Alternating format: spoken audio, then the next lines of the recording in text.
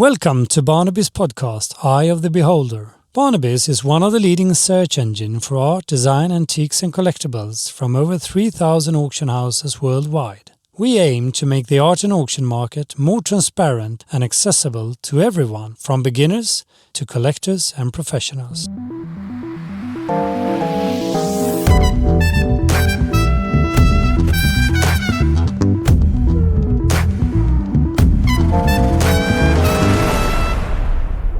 In today's episode of Barnaby's podcast, Eye of the Beholder, we talk to Gail Crowther, author of the books Three-Martini Afternoons at the Ritz, about the challenges and triumphs of the female artist in the past. Welcome to the podcast, Gail. Thank you for having me on.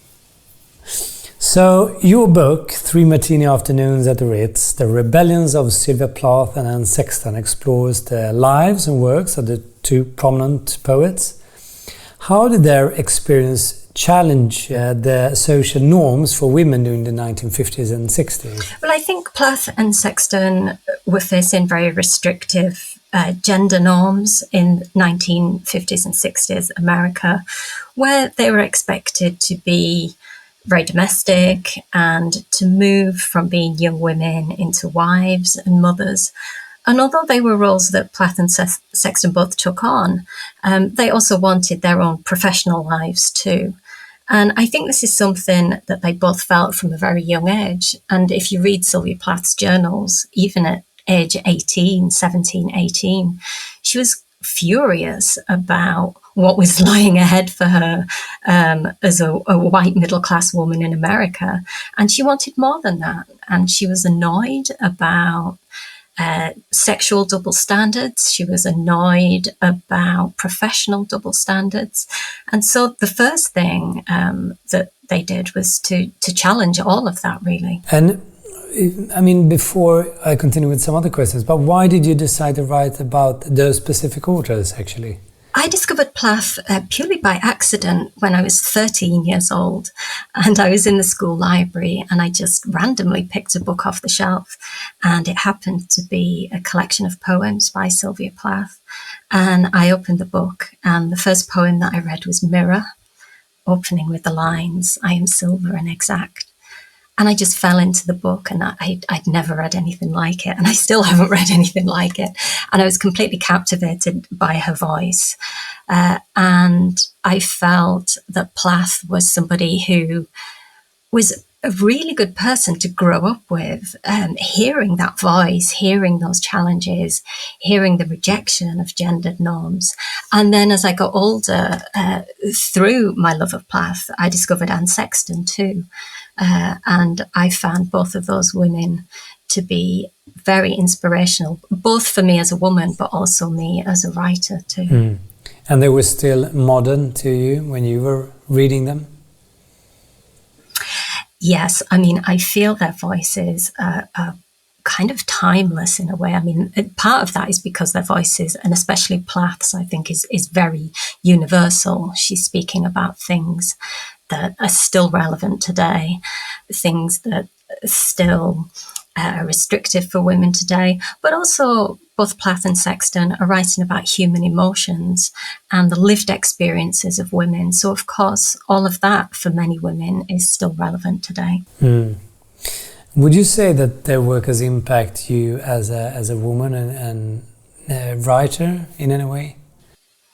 I think so. I think massively. I think the first way in which they've impacted me is as a woman to consider that it's absolutely fine as a woman to have a whole range of emotions and to have a full emotional life and to be unapologetic about that. You know, it's fine for women to be angry. It's fine for women to be sad. It's fine for women to be happy too, all of those things. And I think, you know, if there's one restrictive gender role, quite often it's this idea that angry women are somehow hysterical, that it's somehow wrong for women to be angry or sad. And Plath and Sexton really blasted that stereotype, I feel. And then as a writer, I think I was really inspired by just how hard it can be to be a writer, and how you have to work hard. You have to be able to accept rejection. You have to deal with bad reviews, but also how writing can be absolutely integral to who you are, and can become such an important part of your identity, and also even down to your daily routine too. And I took great inspiration for both of them, for all of those things. In your research, what were some of the key obstacles that Plath and Sexton faced as women writers during their time? And I mean, how did they navigate these challenges, and what impact did they have on the work, you would say? Yeah, I think they were facing probably 3 layers of obstacles. The first, I would say, was their own personal self-doubt. So quite often they would both worry that they couldn't be a writer, that they wouldn't be good enough. And I'm sure anyone who writes can identify with that. So one obstacle was, can I do this? Am I good enough? And particularly Anne Sexton was much older when she started writing. She was, or certainly when she was published, she was in her late 20s at that point. Although she'd written earlier poems, she'd actually stopped writing for 10 years. So she was coming back to that as an adult, as a mother. So I think they had this layer of personal self-doubt that could sometimes be an obstacle, that could sometimes lead to writer's block. Then I think they had a kind of society, family disapproval thing going on. Some members of their family were unhappy with the personal nature of what they were writing. And also society was sometimes shocked by what they were writing. And that links up, I think, to the third layer of obstacles that they were facing, which was professional disapproval as well. So, for example, male critics were very, very tough, particularly on Sexton. Some of the reviews that she got for her early poetry collections were brutal. And she was, referred to as being selfish for writing about mental health difficulties. She was referred to as being attention-seeking. And this is in contrast with, for example, a male poet such as Robert Lowell, who wrote about his mental health struggles and was regarded as being very brave and courageous to put these poems out there, whereas Sexton received she had a very different reception for her work. And I think as well with Plath, certainly with her later poems, she received a lot of rejections for many of the poems that appeared in Ariel, and they were regarded as being, this is crazy stuff. Publications did not want to touch it; they thought it was crazy. So, I mean, they were facing quite a lot, and I think it's their sheer determination to carry on that got them through that, really. Because in fact they were both struggling with what today is known as bipolar disorder. But Plath and Sexton both explored themes of mental health and personal struggles in their poetry. But how did the writing challenge social taboos surrounding mental illness and in that time? And what impact do you think it had for the audience? I think Plath and Sexton were incredibly brave with some of the topics that they were dealing with in their poetry, and for Plath in her novel The Bell Jar. And Plath was really inspired by Anne Sexton, because Sexton really was the first out of the two of them to start writing about deeply personal lived experiences. And what they did really, I think, was in their work was to just throw open the doors of the psychiatric ward and explain, this is what it's like to be a woman. These are the struggles. This is what it feels like to be depressed. In Sexton's case, she wrote about sometimes feeling manic, but they also wrote about sometimes how bad the treatment was back in the 50s and 60s for women who were receiving psychiatric treatment, and how that could, sometimes the treatment could be as bad as the actual symptoms that they were experiencing. But I think that they were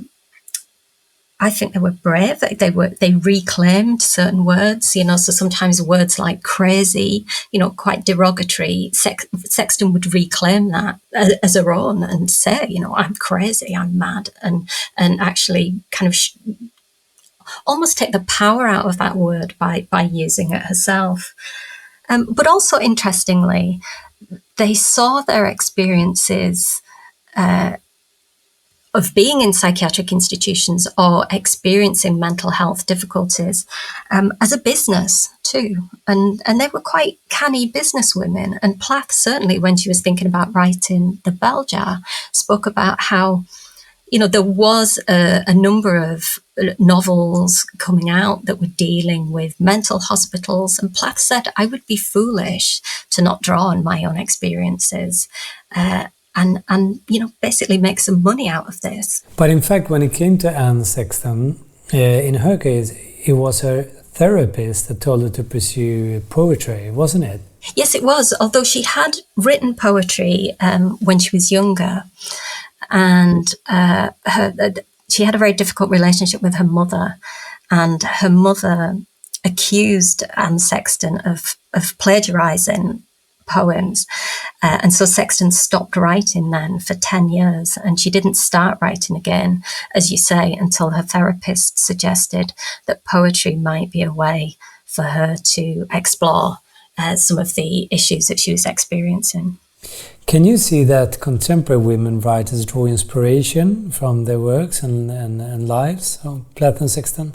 I think Plath and Sexton were part of a movement that started before them, that carried on with them and carries on now as well. And I like to see women as sort of, forming a path in front of them that people can follow, and we can all jump on this path and go forward with it. Although, of course, I also think that sometimes the paths are not entirely linear, and that we could maybe talk about them opening things up and progress, but also progress isn't always linear either, and sometimes there can be backlash against certain things. But certainly Plath and Sexton are a huge inspiration for many contemporary writers, and in fact an anthology has just been released called After Sylvia, which showcases the impact that Plath has had on many contemporary writers. In recent years, it has been an increased awareness and discussion about the lack of representation and recognition of women writers, particularly in the literary canon. So what steps do you think need to be taken to address this issue and create a more inclusive literary landscape? I think the literary canon is still problematic when it comes to women. And I think some women are more represented than others in the literary canon. So I think it's a complex area to tackle. In some ways, there has been some improvement. I don't want to be entirely pessimistic about this. There has been some improvement, but I think that it's a bit patchy. I think it's quite sporadic. And I think certain groups of women are still massively underrepresented in the literary canon and in the publishing world. How to overcome that, I think, is quite difficult, and it sometimes it feels like an impossible task. And yet, I think the whole aim of any feminist activism is it can feel exhausting, but you have to keep going. And I think in some ways there's been a shift in literature. If we think about the Me Too impact, I think that has had an impact in the literary world too. I think we have more confidence in terms of strengthening the personal voice. I think it continues to break down taboo barriers, the sort of things that Plath and Sexton were writing about. And it certainly, I think, has opened up conversations about power relations, whether that's between, in personal relationships, or even if that's in the literary world too.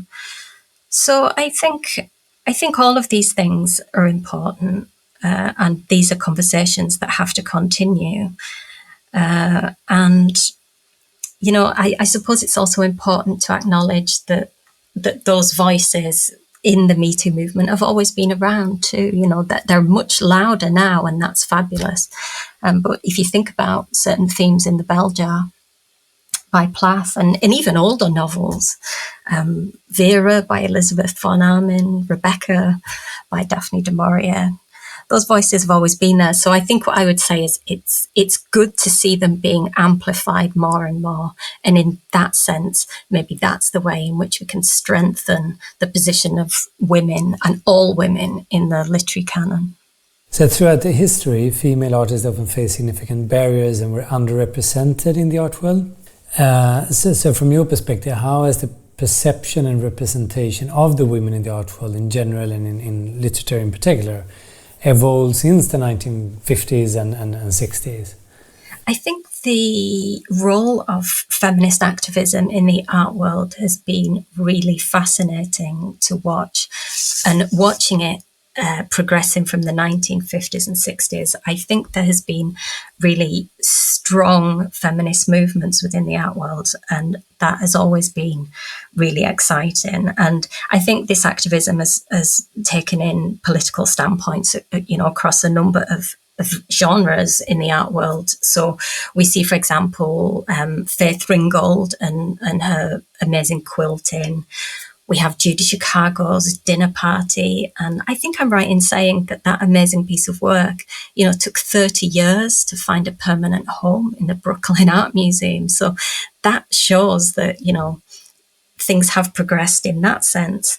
Within photography, we have the work of people like Jo Spence, Diane Arbus. We have the Guerrilla Girls, who have done a fabulous job of highlighting the sexism and the role of patriarchy in the art world. We have Paula Rego, her abortion series, that brings together women's lived experience and politics and put it into the most powerful paintings. And then most recently, interesting, at the Tate, we have the Rossettis and the exhibition there that for the first time elevates the role of Elizabeth Siddal. Usually she's kind of described and passed off as the muse of Rossetti, but here for the first time, we see her work, and she is elevated to the role of the talented artist that she was in her own right. Back to Plath and Sexton. If there was one thing that you believe Plath and Sexton changed in society through their work, what would that be? I think they helped to make women's anger acceptable and legitimate. And that's a really important thing. And I think any woman would appreciate that not being allowed to be angry has always been a restriction on women, all women. And it's a stereotype that they really helped to break down and actually say, do you know what? It's fine to be angry, because anger can be powerful and anger can bring about change. So in that sense, they were showing that anger can actually be a positive in women's lives. And in your opinion, what role does literature play in shaping society's perception of women? And what can be done to ensure that women's voices and experiences continue to be heard and celebrated in the literary world? I think literature is hugely important for women. And I think that as readers, we can very often identify with certain voices that we hear in literature. And in that sense, literature, art, music, photography, all of these genres are important in terms of offering a sense of solidarity. And I think this is important in the story of Plath and Sexton too, that once they actually got over their rivalry with each other, they suddenly recognised that they had a lot in common, and they could hear echoes of each other in each other's work, which led to a sense of solidarity. And with solidarity comes strength. And so I think it's really important that women's voices continue to be heard and that we form a strong sense of solidarity around that, because therein lies our power as women. The name of the book, Three-Martini Afternoons at the Ritz, what does it come from? This comes from the place where Plath and Sexton first met, which was the Ritz in Boston. And they would attend a poetry workshop with Robert Lowell on a Tuesday afternoon. And when the workshop finished, they would jump into Anne Sexton's car. They would drive to the Ritz along with another poet, George Starbuck, who attended the workshop with them. And they would go into the Ritz and they would spend the rest of the afternoon drinking round about 3 martinis, talking about life, sex, death, suicide, poetry, gossip. And so the book title came from the location and the activities that went on in their first meeting. So do you I mean, first of all, do you collect their books or do you just read them, so to speak? Both, really. I obviously read them, and over the years I've collected some first editions, and I'm even lucky to have some signed Sexton editions too. But do you know how the auction market looks like for writers like Plath and Sexton? Well, I think it's really interesting. Sylvia Plath especially has had 2 or 3 significant sales in the last 5 years. One with Bonhams and a more recent one with Sotheby's, where Plath's objects, and these are objects that are not even connected to her writing, they're kind of personal possessions, have sold for huge amounts of money. So quite recently, her set of tarot cards sold for $200,000. In 2018, her personal signed copy of the Bell Jar sold for £70,000, and her typewriter sold for £26,000. And I think it's interesting, in that sale in 2018, for example, Ted Hughes's typewriter was for sale, and that sold for £9,500. So, you know, quite a big discrepancy there. So I think Plath is very... people want to own things that Plath had owned. I think with Sexton, it's a different story, because after Sexton died, her daughter Linda very generously donated everything of her mother's to the Harry Ransom Center at the University of Texas in Austin. So Sexton things are not really around. It's perfect for scholars. They're all contained in an archive in Texas. So I think her history with auction houses is a little bit different, really. Do you know who the buyers are to Plath's typewriter, for example? No, I don't know who bought her typewriter. I do believe her tarot cards are owned by Courtney Love. Mm-hmm. But obviously all of her things are probably scattered all over the world now. Yeah. Would you qualify their works as collectibles? I mean, their books now. Yes, I think so. And I think especially if they're signed, or if there's some significant provenance to them as well. So if they belonged to somebody that Plath or Sexton knew, or even if they're, a family copy or inscribed to a family member, I think they're particularly valuable. And what about your books? Do you think they will become collectibles? My personal books? Yeah. I don't know. Perhaps I'm not the right person to answer that. Maybe not, but I guess time will tell. Yes. But Gail, thank you so much for being on the podcast.